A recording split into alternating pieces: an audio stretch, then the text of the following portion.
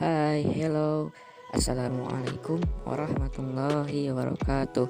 Apa kabar adik-adik semua? Semoga adik-adik dalam keadaan sehat walafiat. Nah, pada kesempatan kali ini kita akan belajar mengenai keberagaman yang ada di Indonesia. Ya adik-adik, kita langsung ya ke materi utama kita, keberagaman masyarakat dan budaya kelas 5 tema 3 pembelajaran 4. Nah, untuk kompetensi dasar yang akan kita pelajari pada pembelajaran kali ini yaitu sebagai berikut.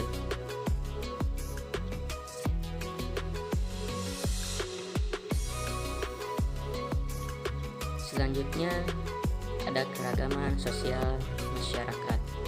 Indonesia merupakan negara kepulauan dengan letak geografis yang berbeda-beda, sehingga terciptanya sebuah keragaman membuat kita harus memiliki rasa toleransi yang tinggi.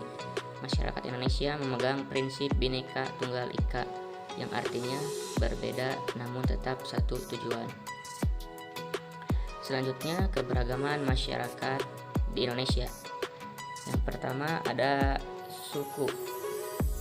Nah, suku ini terdapat 1340 suku bangsa di Indonesia menurut sensus BPS tahun 2010. Suku Jawa menjadi kelompok terbesar di Indonesia dengan jumlah mencapai 41% dari total populasi. Kemudian ada sosial.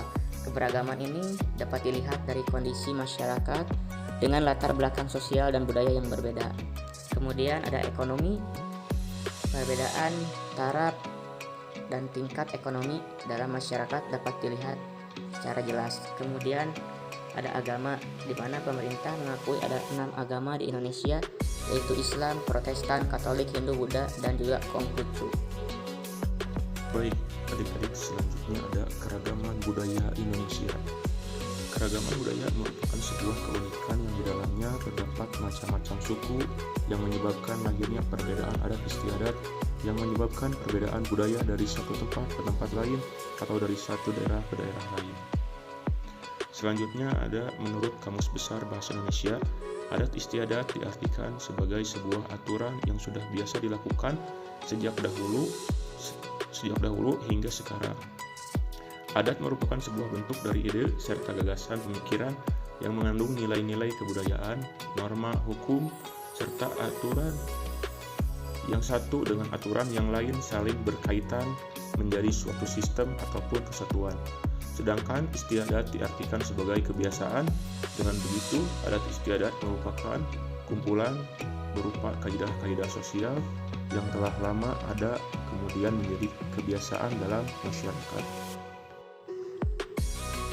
Nah, untuk selanjutnya adik-adik ada contoh keberagaman budaya di Indonesia. Kita ke contohnya ya adik-adik, ada makanan tradisional dan juga ada rumah adat. Bisa dilihat sendiri ini gambar-gambarnya ya.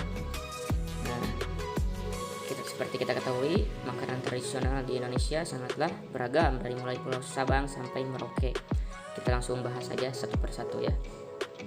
Keberagaman makanan tradisional di Indonesia. Nah, ada satu bika Ambon asal dari Sumatera Utara. Bika Ambon merupakan kue dengan rasa durian, keju, dan yang lainnya. Selain itu, teksturnya juga sangat manis dan juga lembut. Nah, walaupun namanya bika Ambon, tetapi asal daerahnya dari Sumatera Utara. Iya, untuk selanjutnya ada otak-otak dari Riau. Otak-otak terbuat dari bahan ikan dan cumi yang diberi bumbu pedas. Aroma lezat karena selain terbuat dari ikan, makanan ini juga dimasak dengan dibungkus daun pisang dan kemudian dibakar. Oke, selanjutnya ada sate bandeng dari Banten. Sate bandeng merupakan makanan khas dari daerah Provinsi Banten. Makanan ini sangat khas karena begitu berbeda dengan sate pada umumnya. Makanan ini terbuat dari bandeng yang empuk dan tidak bertulang. Selanjutnya ada ayam betutu dari Bali. Terbuat dari ayam yang utuh yang berisi bumbu, kemudian dipanggang dalam api sekam. Daging ayam yang telah dibumbui tersebut kemudian direbus atau langsung dibakar hingga menghasilkan aroma yang khas. Aroma khas yang muncul disebabkan karena adanya pemanasan yang menyebabkan air dan lemak daging berantai pendek ikut menguap. Setelah tadi kita membahas beberapa makanan khas tradisional dari negara Indonesia, nah sekarang kita akan membahas keragaman rumah adat. Sebagaimana kita ketahui bersama, suku-suku di Indonesia memiliki rumah adat dengan ciri khas masing-masing. Contoh rumah adat di Indonesia misalnya ada rumah adat Lamin dari Kalimantan Timur, rumah adat Tongkonan dari Sulawesi Selatan, rumah adat Honai dari Papua, dan rumah adat Joglo dari Jawa Tengah. Nah, untuk lebih jelasnya kita langsung bahas satu persatu. Pertama ada rumah adat Lamin.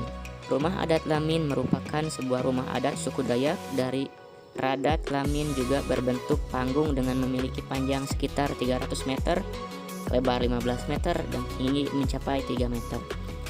Selanjutnya ada rumah adat Tongkonan. Tongkonan adalah rumah adat orang Toraja yang merupakan tempat tinggal kekuasaan adat dan perkembangan kehidupan sosial budaya orang Toraja. Tongkonan dimiliki secara komunal dan turun-temurun oleh keluarga dan marga suku Tanah Toraja. Selanjutnya ada rumah Honai. Dibuat berkelompok karena terkadang satu keluarga membutuhkan lebih dari satu rumah untuk tempat ternak dan anak-anak yang sudah dewasa. Rumah Honai memiliki tinggi 2 hingga 2,5 meter dan terdiri atas 2 lantai. Lantai pertama biasanya digunakan untuk tempat tidur, sedangkan lantai kedua digunakan sebagai tempat beraktivitas, ruang santai, ruang makan, tempat mengerjakan kerajinan tangan, dan lain sebagainya. Kemudian ada juga rumah adat Joglo, merupakan rumah tradisional yang memiliki material utama dari kayu jati. Biasanya joglo dibangun oleh masyarakat dengan status sosial tinggi, seperti kalangan bangsawan atau kerajaan, karena membutuhkan biaya yang sangat besar. Nah adik-adik, demikian pembahasan secara singkat mengenai contoh-contoh rumah adat yang ada di Indonesia dan juga beberapa makanan-makanan khas tradisional yang ada di Indonesia.